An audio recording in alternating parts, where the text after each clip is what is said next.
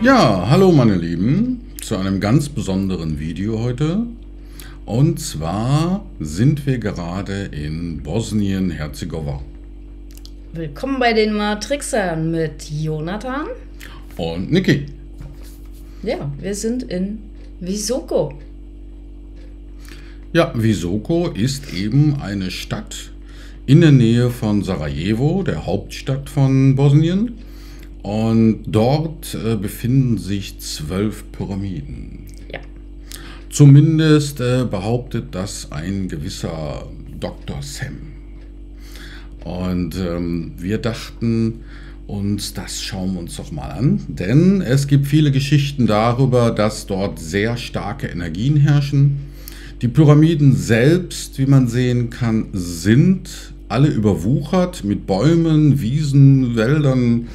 Und aber auffällig ist schon die seltsame Form dieser Hügel dort. Denn die sehen schon pyramidenähnlich aus. So sieht die Sonnenpyramide von oben aus. Da sieht man schon eher, dass es hier um eine Pyramide handelt. Hier hat man eine Übersicht über die Hauptpyramiden, wobei 1 die Sonnenpyramide ist.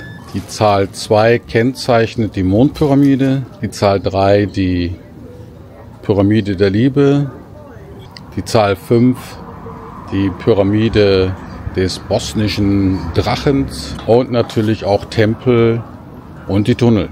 Und wir besuchen heute den Tunnel Ravne. Ich hoffe, das ist richtig ausgesprochen. Hier sieht man mehrere Leute dabei, wie sie mitgeholfen haben, die Tunnel freizulegen. Ja, wir hatten uns in einem Airbnb niedergelassen, exakt zwischen der Sonnenpyramide und der Liebespyramide. Da in dem Tal waren wir drin, da gab es auch wirklich gar nichts, noch nicht mal fast kein Internet. Nur Schafe, Hühner und ja, uns und die uns da halt haben wohnen lassen sozusagen. Es war wirklich schön und die Energien waren auch spannend, fand ich schon. Ja. Es war auch sehr, sehr friedlich dort. Und ja, von dort aus haben wir uns auf den Weg gemacht zur Sonnenpyramide. Und der bosnischen Pyramide, der Sonnenpyramide. Ja, wir sind in Visoko angekommen. Endlich, unser Welttrip geht weiter. Und wir haben hier eine Unterkunft gefunden, die ist wunderschön gelegen, direkt bei der Sonnenpyramide und die Energie ist atemberaubend. Ja, auf jeden Fall. Und wir wollen jetzt hoch auf die Sonnenpyramide kraxeln. Und die Umgebung hier ist einfach traumhaft. Ja, das kann man nicht anders sagen. Ja.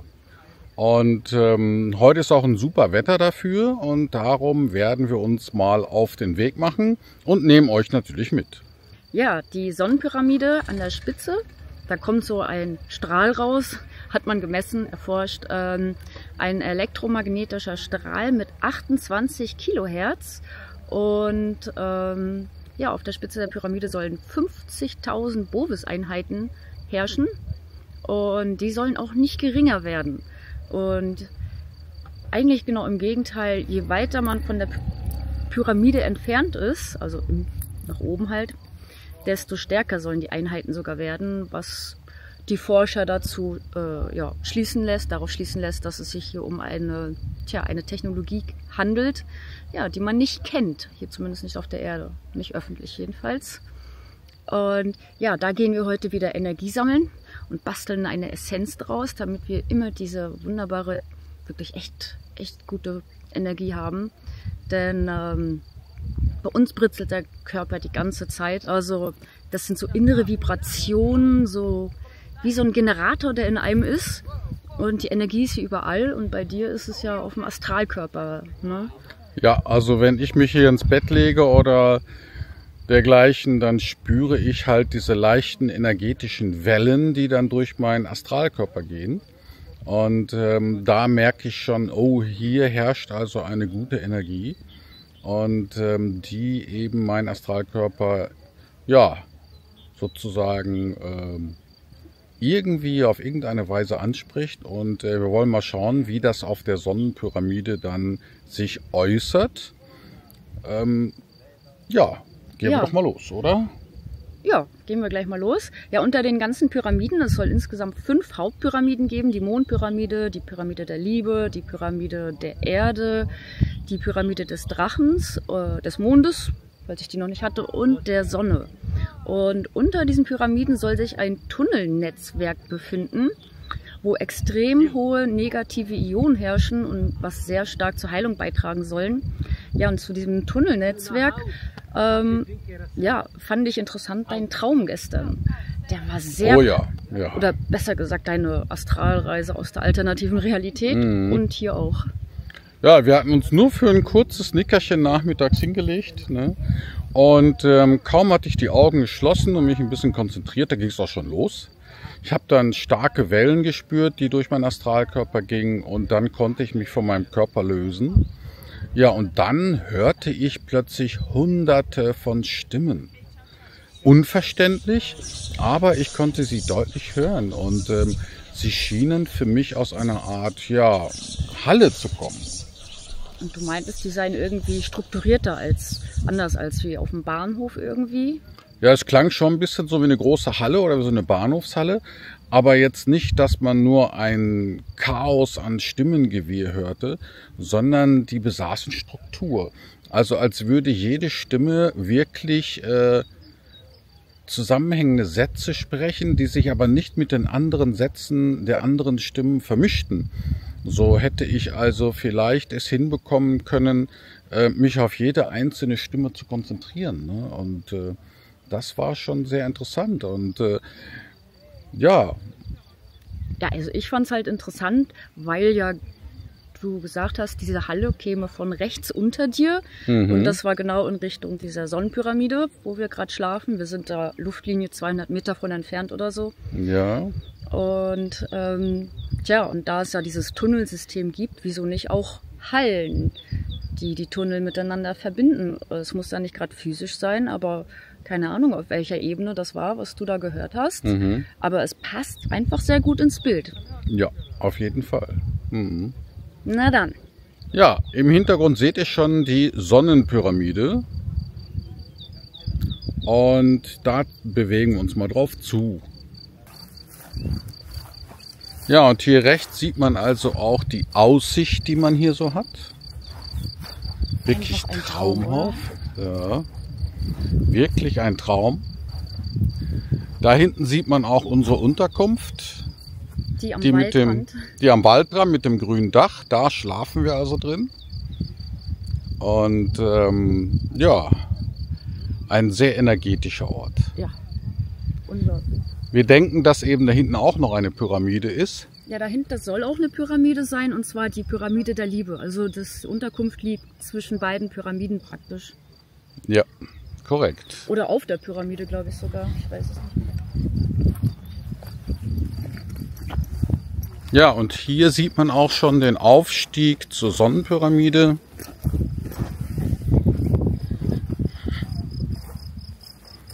Der Punkt hierbei ist, ja, es wird gleich ein bisschen steil, aber das schaffen wir wohl. Wir haben ja auch schon andere Hindernisse überwunden in den USA. Hier sieht man die Stadt Visoko. Die liegt den bosnischen Pyramiden am nächsten. Das hier ist der geheimnisvolle Zugang zu der Sonnenpyramide. Welcome.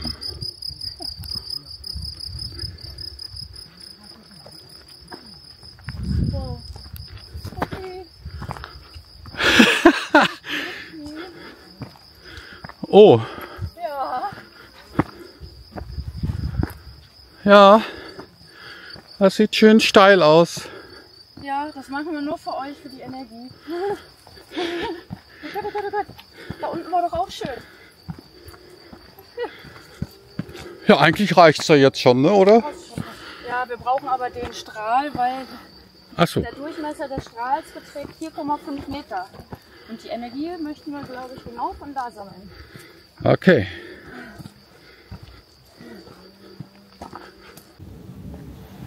Ein magischer Weg.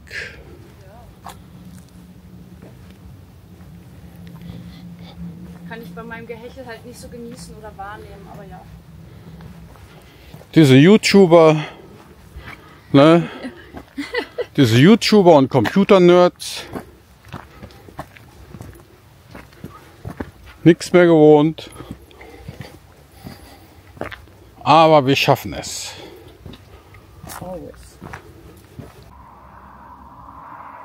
Von hier ist der Ausblick schon ganz hübsch.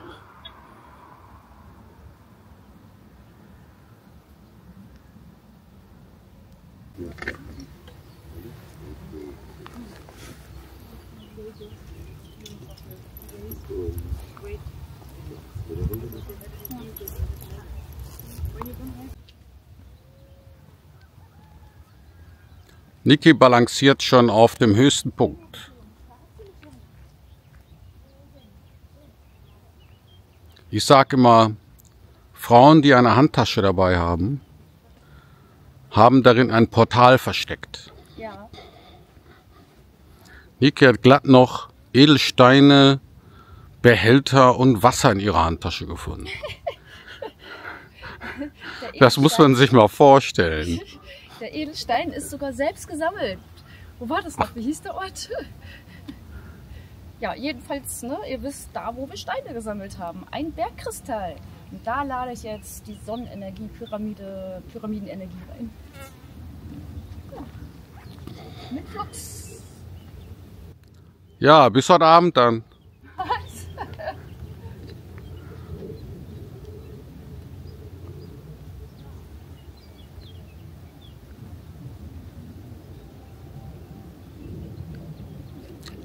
Niki baldowert also den energetischsten Punkt geradeaus. Naja, da das ja 4,5 Meter Durchmesser hat.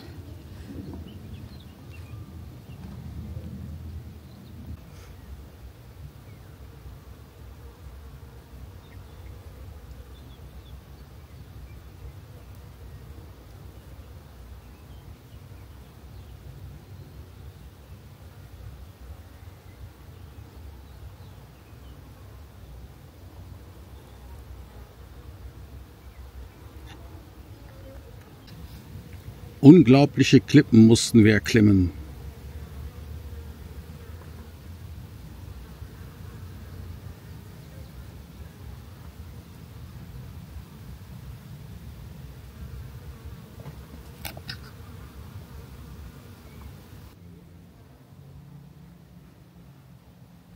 Also hier in der Umgebung vermutet man 12 Pyramiden.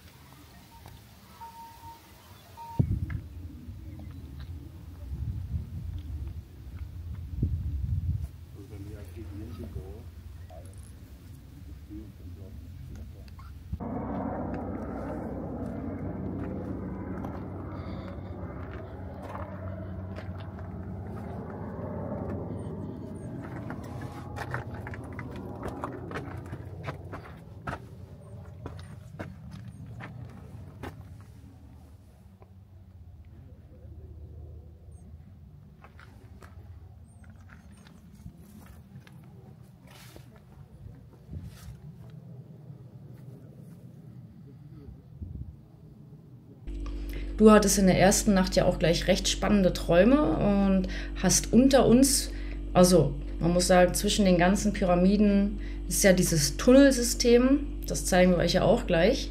Und dort fand ich die Energien besonders präsent und sehr stark, sehr schön. Und ja, jedenfalls du hattest in der ersten Nacht gleich einen Traum. Und unter uns, zwischen den beiden Pyramiden, der Sonnenpyramide und der Liebespyramide, müssten ja eigentlich dann auch die Tunnel verlaufen, jedenfalls nach dem Dr. Sam. Und du hast ja auch astral dort Stimmen und eine Halle wahrgenommen. Ja, also wir hatten uns dafür ein kleines Nickerchen hingelegt. am Nachmittag, nachdem wir dort eingecheckt waren. Und da habe ich meine Augen zugemacht, mich entspannt und dann ging es gleich schon ab. Zack, war ich dann außerhalb meines Körpers.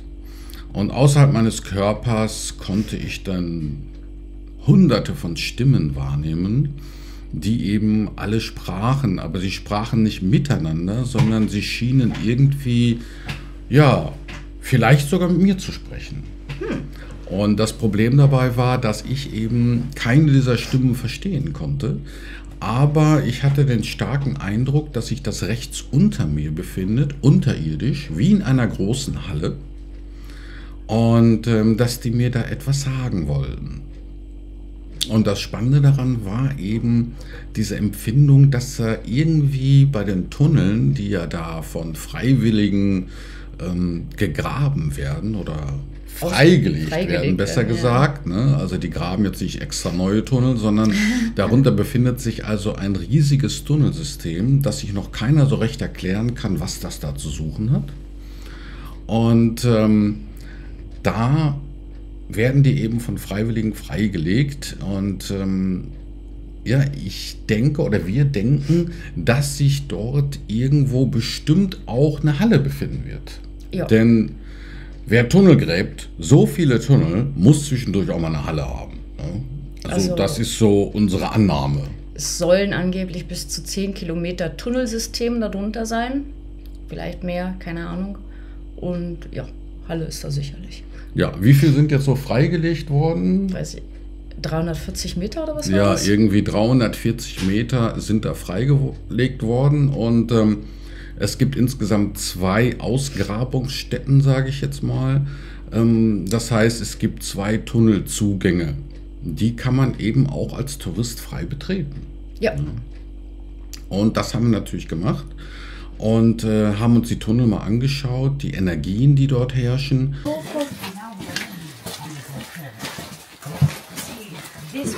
Wir gehen jetzt durch die Tunnel unter der Pyramide. I mean, it's much further away, isn't it? It looks like it's 2.5 kilometers in air distance, if you take a look at it. But as I said, this pyramid is very high and also very wide. So much, almost all Visoko is on its sides. I see. When you take a look, we thought in the beginning that it's only 220 meters with all those like say instruments that we had, that we could conclude that. But then we used LiDAR, laser scanning of the area, and actually showed us 360 meters. That was something that we didn't expect it. We thought it's much less or something like that. So basically, lots of Visoko, maybe all Visoko is just on the sides of the pyramid. So now we are moving under the pyramid already. And the 220 meters is measured from which place in Visoko? From the river level? Yes. Or from which level is it? From the river. From the river, level, 220 meters altimeter. No, basically it was much. Now it's where the river is, but not everything. I need to show you. Okay, please. We can say it's by the river. I see. Yes. So when you say it's those 360 meters, when you take one side, just one side to the river, you can take all of them. But as I say, you know where the river is, and yeah, that's why I'm explaining it this way. Okay. There are many things to explain, so I can tell you. Yeah. So okay. Here I want to show you something. I think my batteries. Okay, so if you bend down, see there, you have that arch of the tunnel, and you also have this material that is separating from you. So you can see it's different. So basically, when you take all this material out, you only have that arch of the tunnel that leaves there. So we are only taking that material out without digging or anything. Shovels in those wheelbarrows and outside, and we do everything manually. That's the reason why it's taking so long, and it takes a lot of time. So, and also here you can see one very nice sample of quartz. Oh yeah. You see, yeah, it's sparkling. Sometimes you can see in these walls bigger pieces, sometimes smaller, but most of the time it's kind of dirty from this end, so it's difficult to see it. From this side, you have that drywall, as I said. This one stands here for more than 15 years and it can hold on for many more years. If you want to take it down, you have to take one by one of these rocks, literally by hands. Otherwise, it will hold on for many more years. You can see this way. And here how it comes.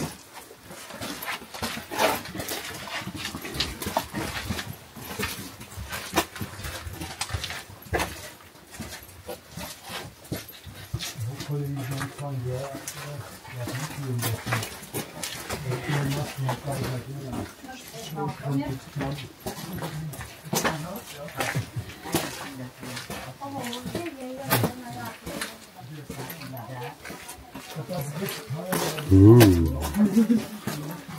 Darkness. Yes, not the tunnels, but this above. We made actually Dr. Osman, found the foundation, because in the beginning it was just him. When he wanted to see what kind of construction was there, government didn't allow him to dig. So he bought that piece of land and he did it on his land. So they thought, okay, now he's going to buy piece by piece. So now it's historically protected place. That's the reason we can't find from outside. So we need a foundation so we can take another project. After we saw this, we found this entrance to the tunnels, and it's foundation. Now it's actually property of foundation. This is one of those blocks, not clear totally, but also, as I said, quartz in these walls. Smaller ones you can also find as you walk through the tunnels. But a lot of people are entering these tunnels with flashlights, so they see them, they pick them up.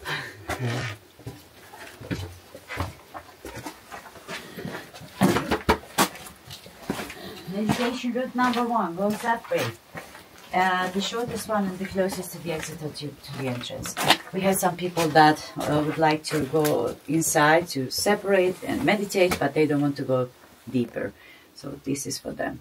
And also meditation routes, you don't have that much of these supports. You have them, but not as much as you have here. So just some places. You would have that arch of the tunnels as I showed you. It's beautiful, looks more natural, at least to me. But sometimes people don't like it, they like to be more safer with these supports. So we have to tell you what is waiting there.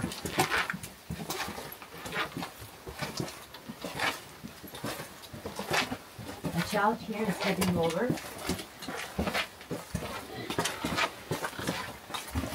And this is the lowest part of the tunnel, so a few steps we need to bend down a little bit more.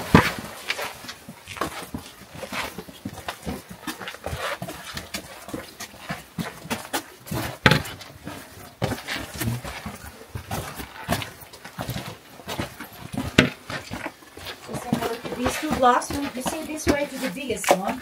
It's much closer to the bench, so you can sit and try the experiment.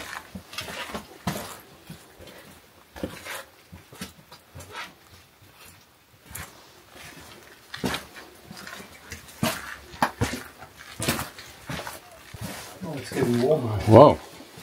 No, it's getting warmer, I think. Yeah, as you go further, it's getting Maybe warmer. because of the movement, but Yeah. As I said, as we are going further, blocks are becoming bigger, you notice yourselves. We had 3 tons, 3.5, 4 tons, this is 8 tons. And the biggest one in this presentation, not the biggest one in the tunnels. The biggest one in the tunnels is on meditation route number 2. For now it's about 20 tons, and it's not revealed totally. Piso is still covered with that material, so we need to clear it totally to know exactly how big it is. This one is a little bit different from other blocks. There are some characteristics that makes him different, but of course the purpose is the same. It's also made from ceramics, also have those smaller pieces of quartz inside, but those smaller pieces of quartz are only there in that area. This area here, you see this discoloration, we only have one big piece of quartz and that's all. We don't have smaller, bigger around it, just one big piece. Second difference is, this is the only block that we found kind of like lifted from the ground, had like a small platform, and then the whole layer of calcium carbonate, which they use as a binding material like a glue to fix this block on this place. Like they wanted to leave us a message not to move it from here, probably. That's the reason they made that platform. It would be easier to glue it here. And we think that they did it because of this crack, which is also a third difference, third characteristics.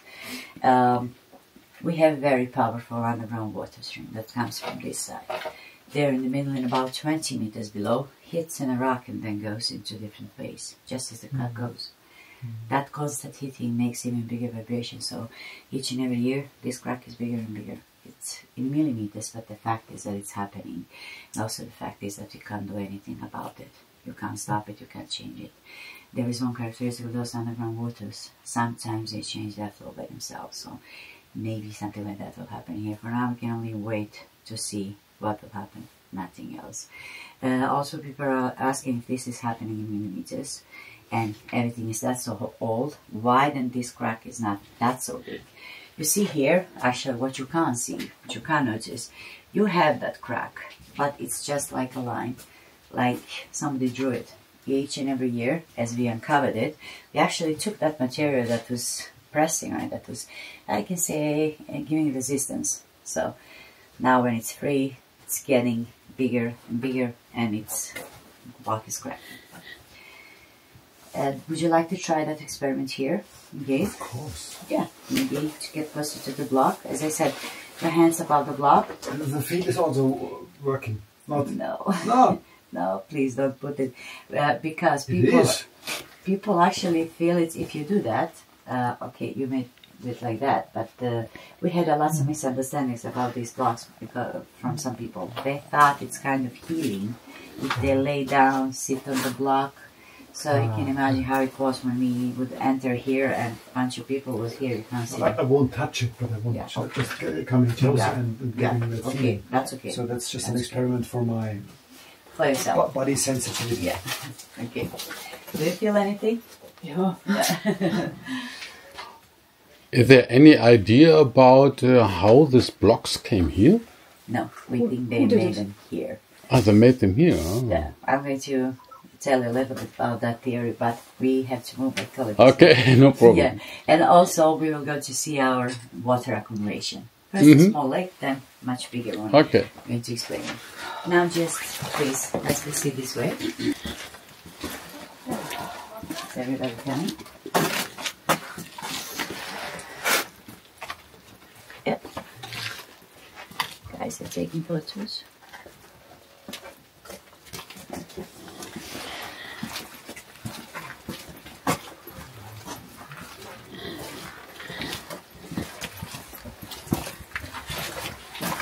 And almost all meditation chambers, they have also this.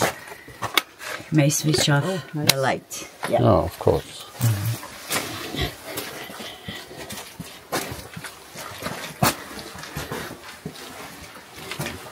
Man kann also hier auch außerhalb der Führung reingehen und hier meditieren.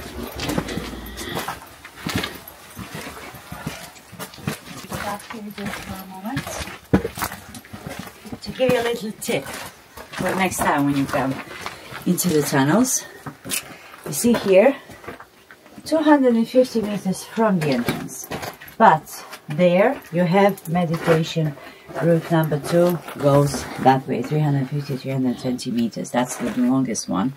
But also people, when they start going inside by themselves, that's the first thing they're trying to find, meditation route number 2. If you are going to try to look for it, just remember, on distance from the entrance, 250 meters, you can find that meditation route number 2.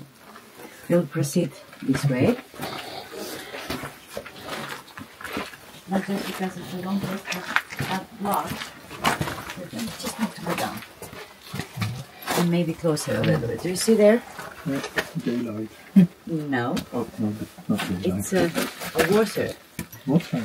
Yeah, water is there. Oh yeah, You all see it? Yeah. Nice. Yeah, like a small lake. 10 squares, 50 centimeters deep, but it's very clear, as you can see. Oh, very clear water, Yeah. yes. That's just a smaller accumulation. We found much bigger ones. Mm-hmm. After you see it, just proceed this way. We have a treatment here. Glasklares Wasser.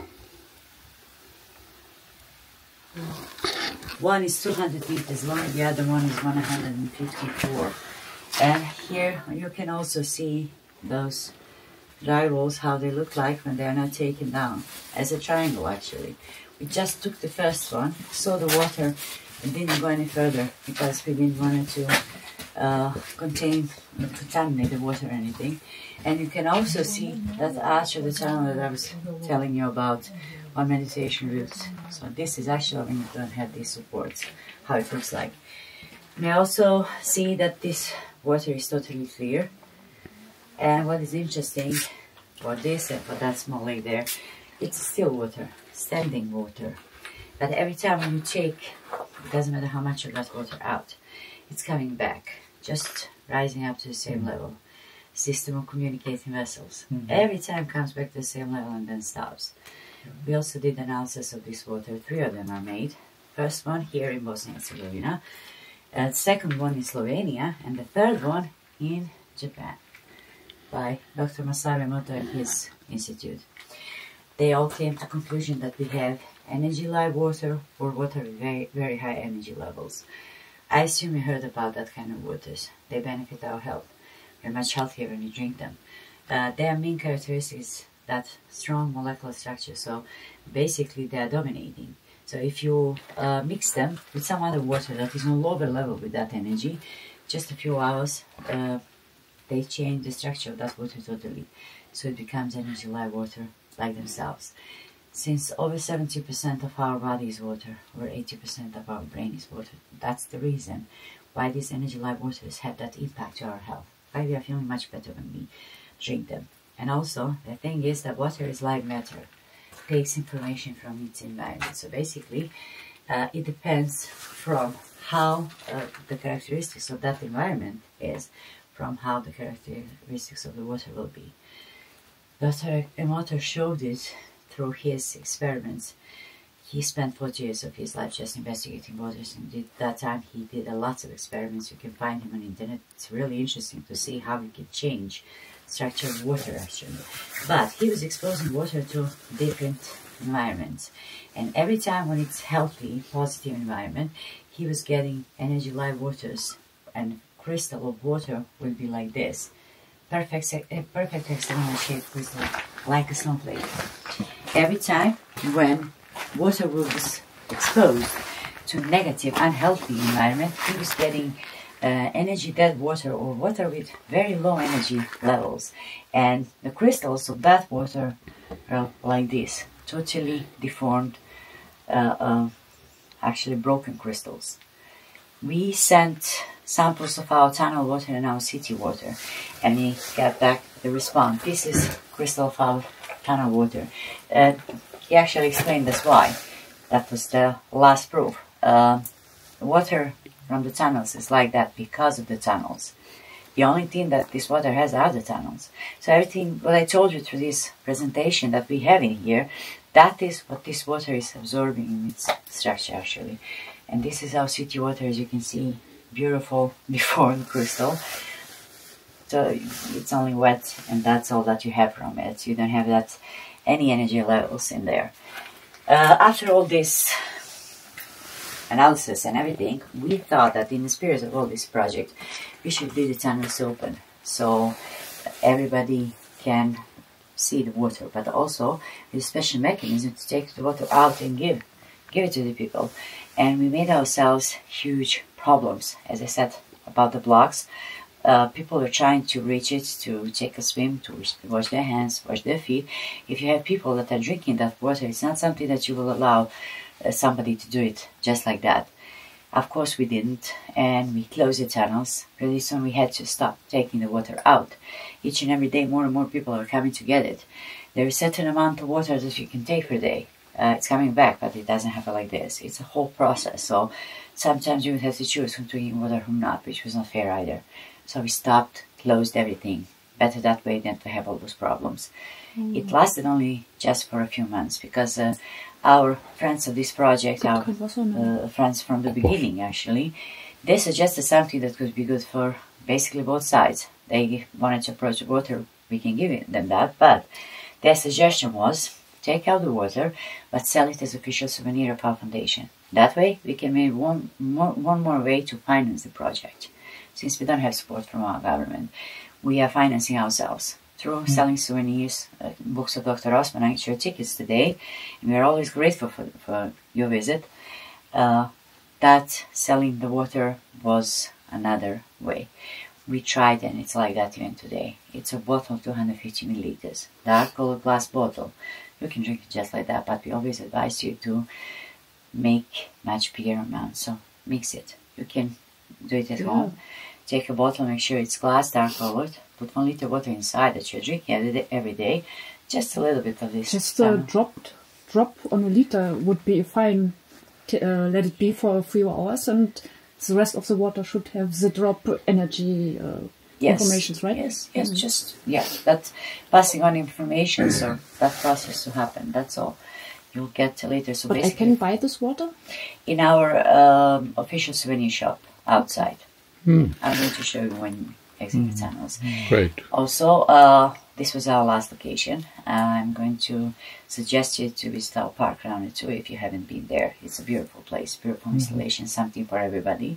You don't need a guide, you don't need a ticket, just a little bit of free time, and I can say curiosity to see what we have there, what we made there actually. And also thank you very much for your attention today. I hope it was interesting, hope you had a good time, and hope to see you here again. Okay. And I didn't answer your questions. A question about the block. You asked if it's here. Since these tunnels are like they made them, we didn't make them wider or anything. You saw how those tunnels looked like when we were entering. It was impossible. Okay, those smaller ones to bring inside, but the bigger one, especially the one of 20 tons, It's not possible. No, but also to melt the clay, you need 1,000 or 1,200 degrees. So how did they manage, if they were making it inside, to get that temperature that was so high? So every time we came up with some explanation, we get another questions. Of course, of course. Please, this way, so you here. I have something to suggest you.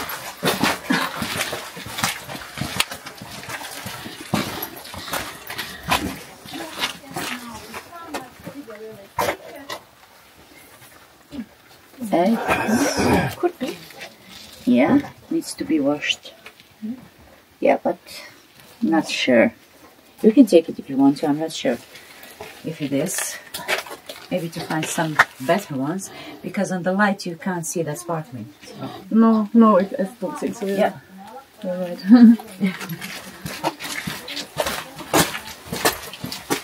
Whenever I found the first one behind me, I give it to so. Niki will einen Stein klauen. Okay, I have a suggestion to make if you would like. Since it's not so crowded, sometimes at the end of the tour I can leave you to take a walk by yourselves. I don't know, 15, 20 minutes to find the meditation route, take a walk, whatever you want to. Would you like that? Yeah. Yes. All of you? Yeah. Yes. Okay. I must Reason. go back to the railway station. Okay. Okay, then we will go this way. We stopped here because this way, through the chamber, and to the left, you can go back to that meditation route number 2. Okay. If you want to check it out. If you go to the right, you'll get where the water is. So, to the left, and enjoy yourselves. Thank you so much. Thank you very much. Ich bin der Feuerwehrmann. Ja.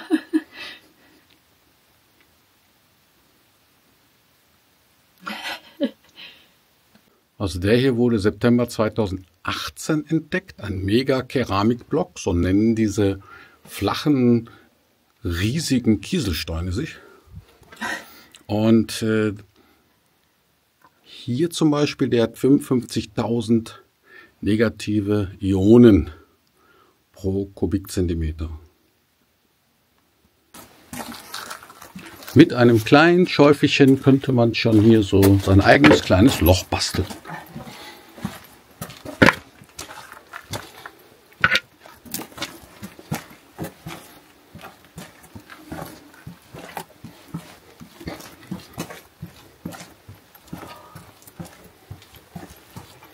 Also hier sieht man auch, dass manchmal glänzt es ein bisschen, reflektiert. Weil ja auch winzige Kristalle drin sind.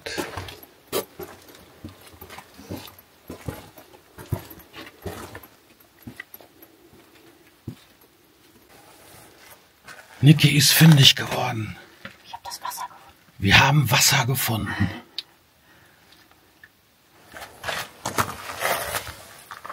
Wenn wir das nächste Mal herkommen, werden wir ein Fläschchen abfüllen.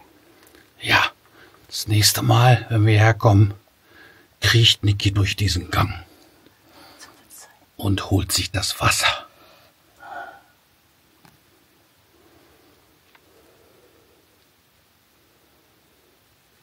Wir sind natürlich jetzt frech und weil man uns allein gelassen hat, laufen wir jetzt einfach irgendwo in die Tunnel rein und schauen uns alles an.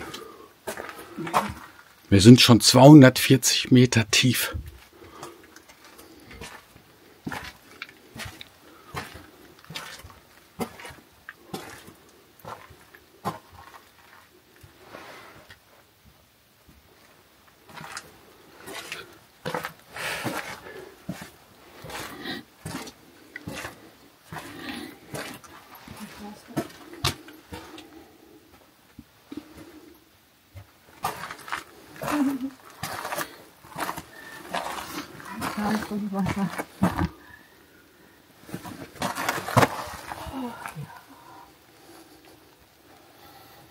Niki hat schon wieder eine Wasserquelle gefunden. Nee, das ist die gleiche von der anderen Seite. Ach so, das ist die gleiche von der anderen Seite. Wir haben uns jetzt voll verlaufen. Wir sind schon 270 Meter drin und kein Ausgang in Sicht.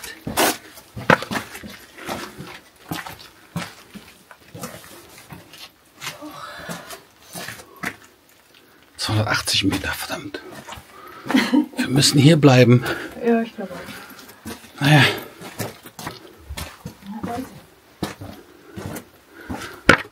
Oh je.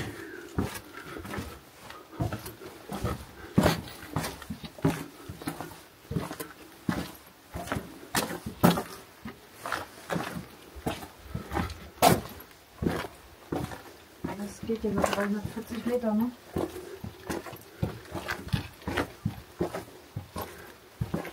Ja.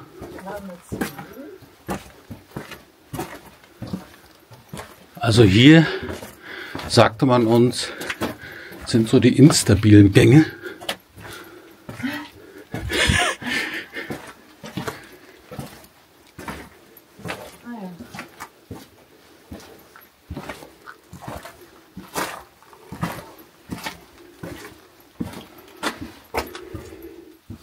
Wir kommen hier nie wieder raus.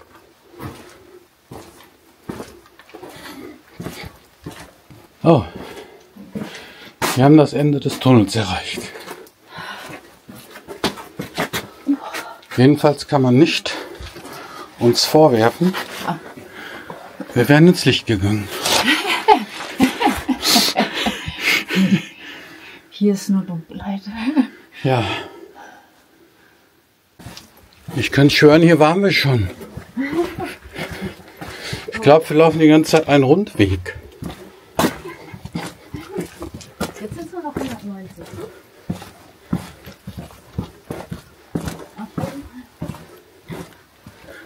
Das ist auch nichts für kleine Leute, das sag ich wohl. Und jetzt? Hier lang? Ah ja. Hier ist die Schumann-Meditation. Ah. Wir sind auf dem richtigen Weg.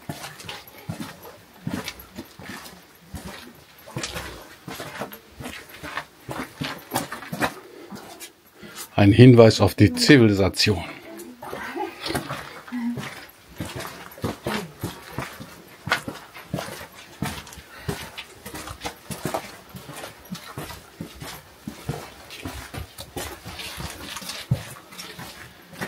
Breathing area? Mal atmen. Hier ist sehr gut für Atemmeditation. Das hört sich echt gut an. ist noch freier als woanders. Krass. Aha. Ja, interessant. Also was sagt dazu?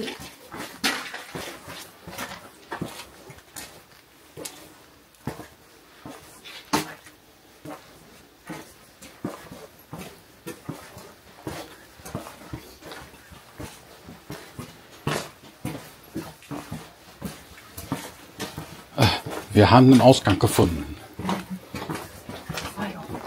Die Welt hat uns zurück. Tageslicht sogar. Und sehr interessant sind auch so riesige, flache Tafelsteine, würde ich sagen, die da herumliegen. Und die strahlen eine unglaublich starke Energie aus. Da sind ja auch Quarze drin. Ja, richtig.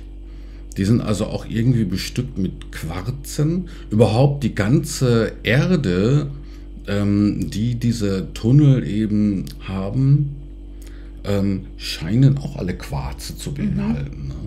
Und das bedeutet also, irgendwer hat vor langer, langer Zeit dieses Tunnelsystem erstellt und mit Quarzen drin, mit ganz kleinen Quarzsteinchen drin.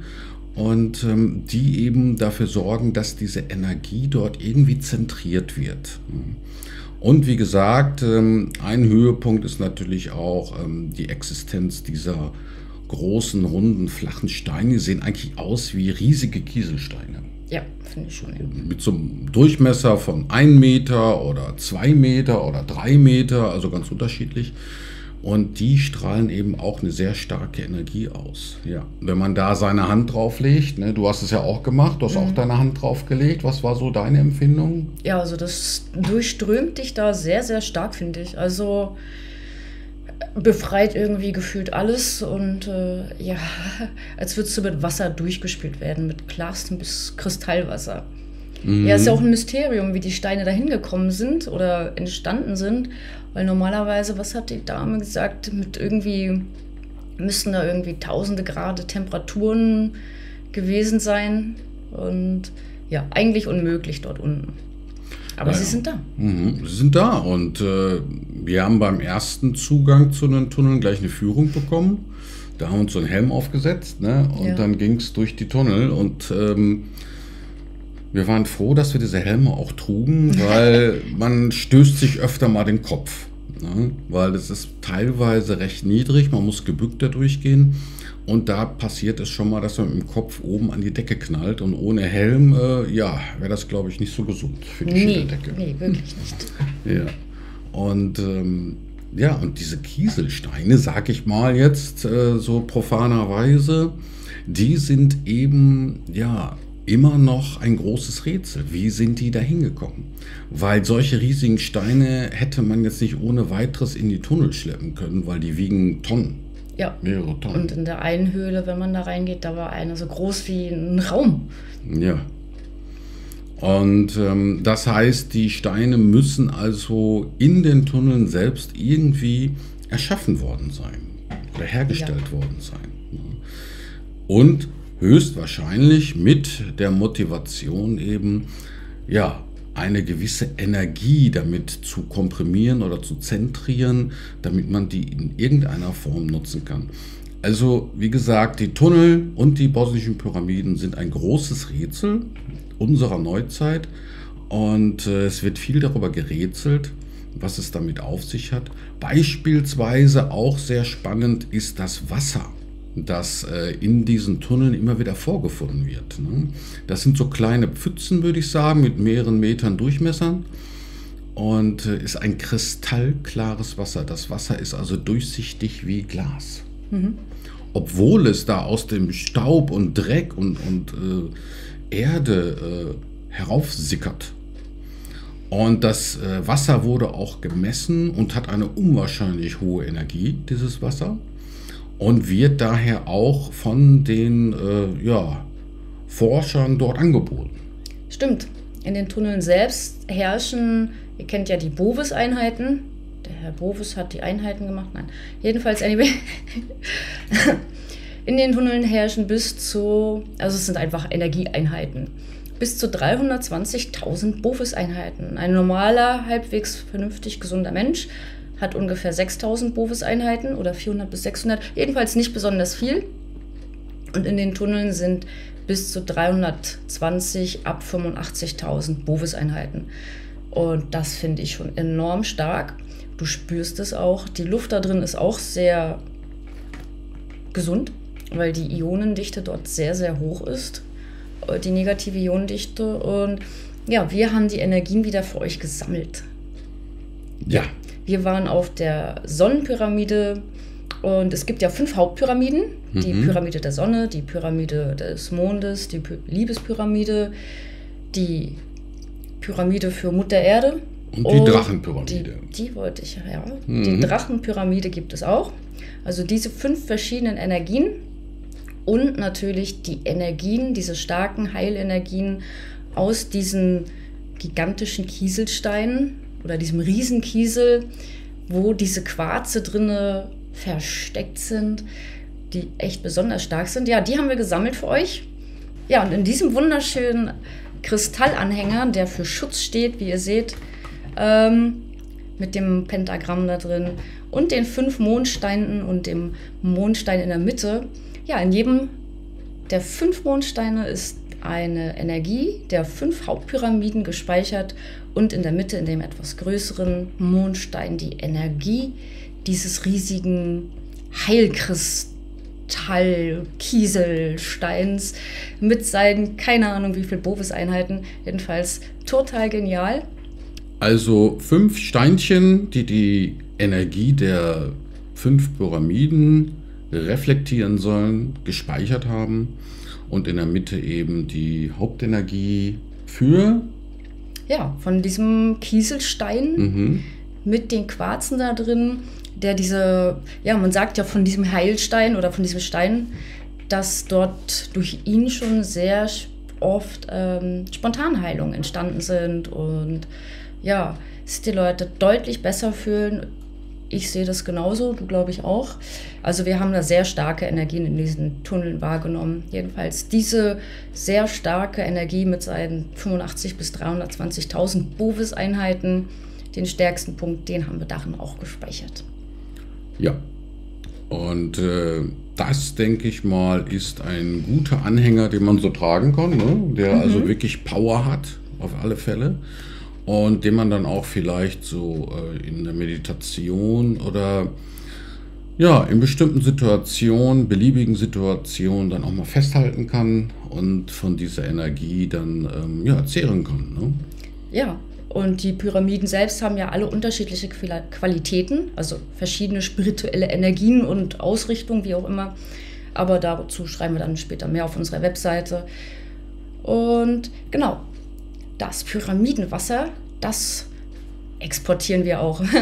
Die Dame, die uns das da erzählt hat über das Wasser in der Pyramide, dieses kristallklare Wasser. Und da haben wir uns natürlich was mitgenommen, logischerweise. Und sie sagte natürlich auch, du brauchst dann nur ein Tröpfchen, machst du dann auf ein anderes Wasser und das andere Wasser nimmt natürlich, klar, kennt ihr ja von unseren Essenzen, die Energien dieses Tröpfchens auf und klar, dann hast du eine ganze Flasche mit Pyramidenwasser. Und ja, unsere Essenzen werden ab jetzt immer mit diesem Pyramidenwasser gemacht, zumindest sobald es dann in Deutschland ist. Und ja, vielleicht bieten wir es auch so an, dass jeder ein bisschen Pyramidenwasser in einem Fläschchen haben kann. Ja. Wer nicht gerade nach Bosnien kommt, ne? Richtig. Und ja, also wie gesagt, wir sind ganz begeistert von Bosnien, der wunderschönen Umgebung mit den unzähligen Hügeln, die alle grün sind, mit Wäldern und so. Also selbst in der Hauptstadt, die von diesen Hügeln und Wäldern umgeben ist, also unwahrscheinlich schön. Und sogar eine gute Energie in der Hauptstadt, erstaunlich. Ja, hat auch eine sehr gute Energie und können wir jedem mal empfehlen, vielleicht mal Urlaub zu machen, 1-2 Wochen hier, also einfach traumhaft diese Umgebung. Ja, echt. Und die Preise sind auch alle sehr menschlich hier, muss ich sagen. Ja, sehr menschlich, also. Ja, Das hatten wir die letzten Monate anders in Argentinien und Amerika. Richtig, also die haben auch immer noch sozusagen eine Art Mark hier, ne, als Währung, die vom Wert her ungefähr der ehemaligen deutschen Mark entspricht. Ne? Also finde ich schon ganz cool. Auch einige Sachen sind hier so wie damals in den 70er und 80ern. Ne? Außerdem haben die auch eine sehr hohe Rauchkultur hier. Also in Amerika hat man dich ja angeguckt wie ein Alien, wenn du dir mal eine Zigarette angezündet hast. Und Geh hier 10 Meter weg von mir. ja, so in etwa. Ne? Und hier in Bosnien haben die alle noch Rauchkultur. Und das bedeutet, man kann hier fast überall rauchen. Und die rauchen auch alle fast. Das ist also unglaublich, wie viele hier rauchen. Ne? Ja. Und das erinnert schon an die 70er und 80er, als die ganze Agenda gegen die Raucher noch nicht existiert hat. Ja, dann waren wir doch noch in diesem richtig coolen Park. Den zeigen wir euch auch gleich. Und ja, der liegt direkt neben den Tunneln eigentlich und ist ein riesiges Gelände, wirklich gigantisch. Ja, 100.000 Quadratmeter haben die da sozusagen gepachtet oder gekauft und haben da einen so richtigen spirituellen Abenteuerpark aufgebaut. Also ist echt heftig. Ne? Wir haben uns nicht nehmen lassen, vieles davon auch auszuprobieren, von diesen ganzen spirituellen Gimmicks, die sie da aufgebaut haben. War wirklich spannend und ja, wir nehmen euch mit auf die kleine Tour. Was haben wir da alles so erlebt? Ja, da waren wirklich spirituelle Gurus, Lehrer, alle, die was von sich behaupten zu können.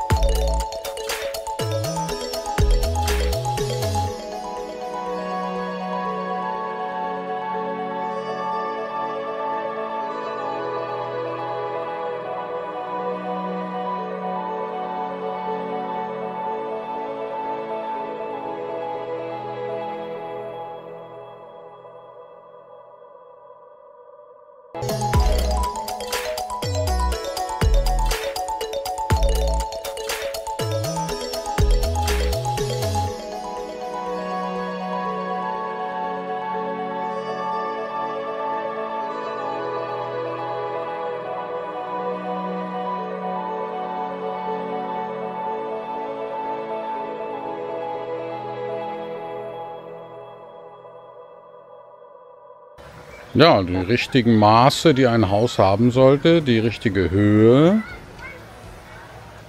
und dann natürlich die Darstellung eines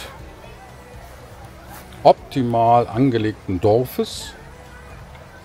Das nennt sich dann vedische Architektur. Aber auch quadratisch, so wie unser Haus war. Ja.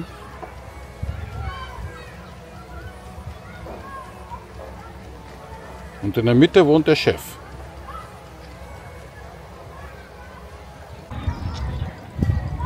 Hier gibt es dann ein vedisches Haus auf den Prinzipien von Vastu basierend.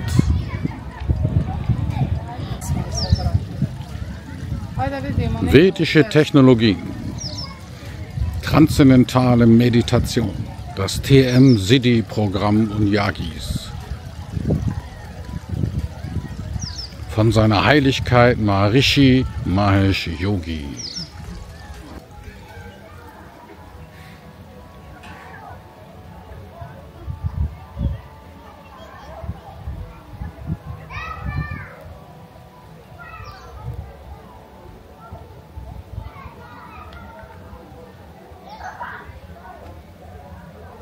Also das hier erinnert ein bisschen an Feng Shui. Hier zum Beispiel wird empfohlen, die Feuerenergie zu platzieren im Haus.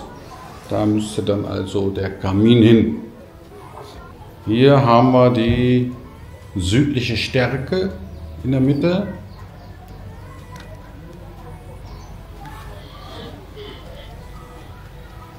Daneben die Konfliktzone.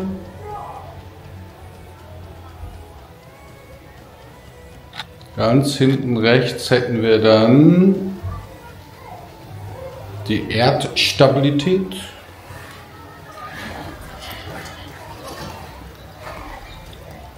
Dann so links unter dem Teppich die Probleme sollen da gelöst werden.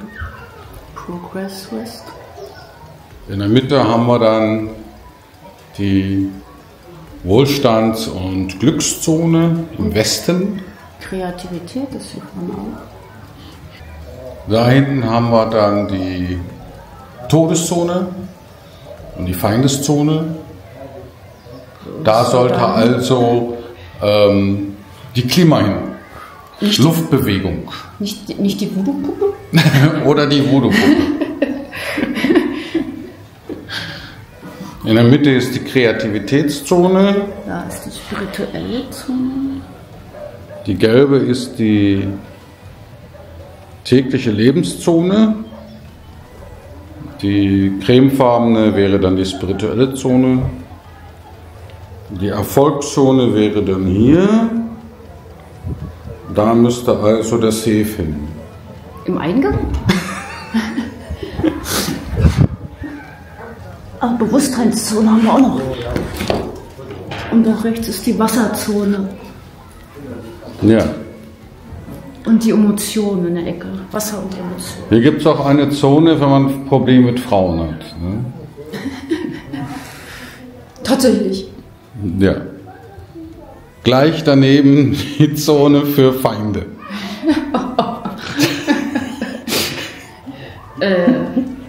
Ja, steht da. Ja. Ich habe das nicht erfunden. Nee, das war seine Heiligkeit. Ja. Hier haben wir die Intelligenzzone, also wenn man jetzt irgendwie, ja. Tesla ist oder so halt. Nein, wenn man zum Beispiel irgendwas lösen muss, für das man mehr Intelligenz braucht, setzt man sich dann da hin. Aha. Ja. Wo kommt die Couch hin? Da auf die Satisfaction-Zone. Genau, auf die Satisfaction-Zone. Da, wo die Hocker eben schon draufstehen. Ne? Ja, macht Sinn. Also beim nächsten Hausbau unbedingt beachten. Okay. Ja, die haben sogar extra so einen Guru eingeladen aus Indien, der eben zum Beispiel denen was über vedische Hausbaukultur erzählt hat. Ja, also finde ich grundlegend tatsächlich Ja. nicht schlecht. Mhm. Da zeigt es eigentlich auch schon, dass also Vastu, die Mutter des Feng Shui, haben sie da uns gezeigt in diesem Park. Und ja, unser Haus in Paraguay haben wir dann festgestellt, ist ja wirklich gut noch, was du gemacht. Ja, Ist jedenfalls nach richtig, Nord-Süd ja. ausgerichtet, quadratisch, all so eine Geschichten.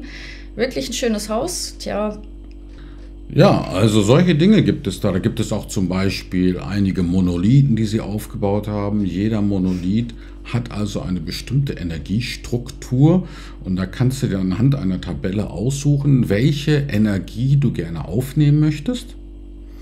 Und dann kannst du dich da einfach dran stellen und die Energie des Monolithen in dir aufnehmen. Ne? Und hier haben wir zum Beispiel die Anordnung von Megalithen, um sich eben mit der Erdquellenergie zu verbinden. Das nennt sich dann Geopunkturkreis. Aus dieser Tabelle hier kann man sich auswählen, welcher Monolith am besten zu einem passen könnte.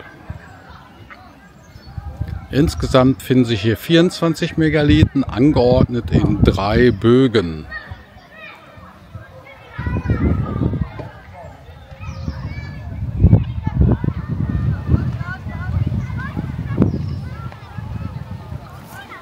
Niki hat sich hier 2,7 ausgesucht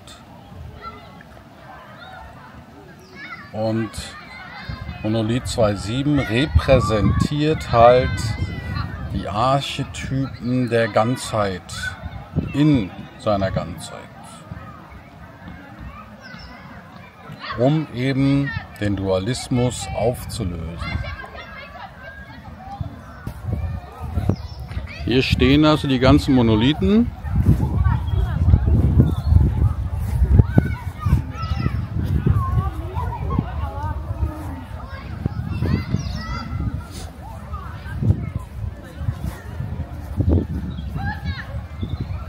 Und Niki betet hier 2,7 an.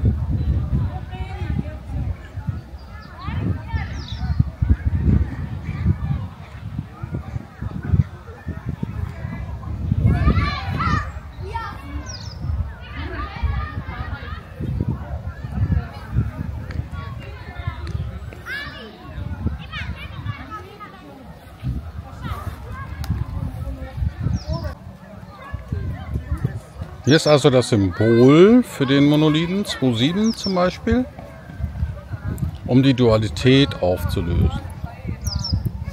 Klappt halt nicht bei jedem.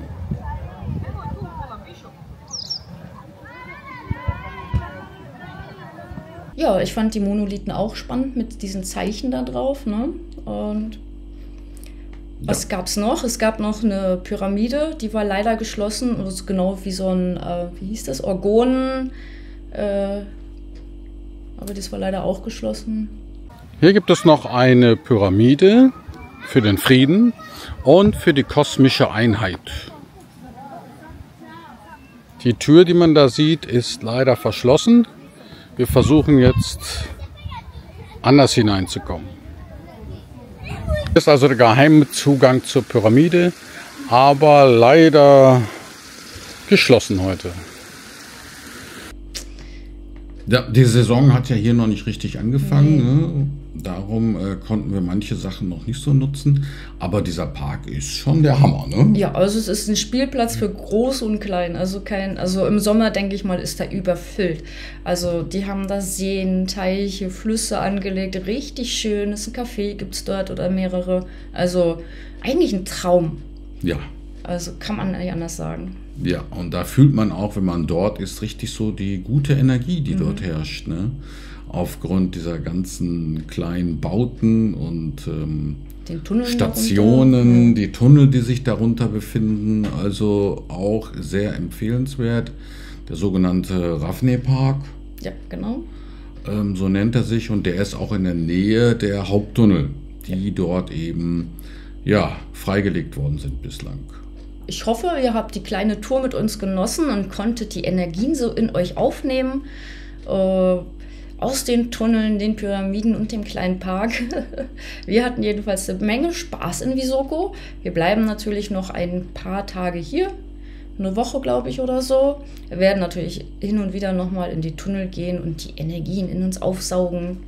Und ja, mal sehen, wo die Reise dann hinführt. Ja, auf jeden Fall. Ne? Und ja, hat Spaß gemacht. Auf jeden Fall. Ja, tolle Energien hier. Und Bosnien ist ja jetzt auch nicht so weit weg von Deutschland, Österreich oder Schweiz. Also wer mal über einen Urlaub nachdenkt, dem legen wir Bosnien eben ans Herz. Ja, unbedingt. Also ist einer der wirklich richtig, richtig schönen Länder. Ja, ihr Lieben, ich glaube, damit haben wir erstmal unsere Energietour, unsere Vortex-Tour beendet. Wir wissen nämlich noch nicht genau, wo es jetzt hingeht als nächstes. Wir haben schon einige Hinweise bekommen, aber die haben nicht viel mit Vortexen zu tun. Von daher denke ich mal, wird das jetzt unser letztes Vortex-Video fürs Erste jedenfalls sein, bis wir vielleicht ja doch mal wieder was Spannendes finden. Und ich hoffe, ihr habt unsere Vortex-Tour genossen. Ihr konntet ja aus allen Vortex-Energieorten, wo wir gewesen sind, die Energien mit aufnehmen. Über Essenzen könnt ihr sie haben, hier auf matrixa.com. Und ja, wir haben sehr, sehr viel für uns mitnehmen können. Und ich glaube, die Vortex-Tour war schon richtig cool, weil du hast so viele spannende Energien mit aufgenommen. Und ja, wir nehmen sie immer noch jeden Tag hier als Essenzen, hier die Pyramiden-Essenzen oder Sedona-Vortex-Essenzen oder Garden of the Gods. Wie gesagt, ein Tropfen am Tag reicht schon, um die Energien in dir zu sammeln. Und ja, man hat sie immer bei sich und kann schön damit meditieren, wenn man das möchte, und so noch schneller die Energien integrieren. Also Leute, die Essenzen knallen schon richtig gut rein, ne, wenn man die zu sich nimmt. Und das beweisen ja auch unsere zig Rezensionen auf unserer Webseite, wo man sich auch mal reinlesen kann. Und der Effekt unserer Essenzen, muss ich sagen, hat unsere Erwartungen recht kühn übertroffen. Ja.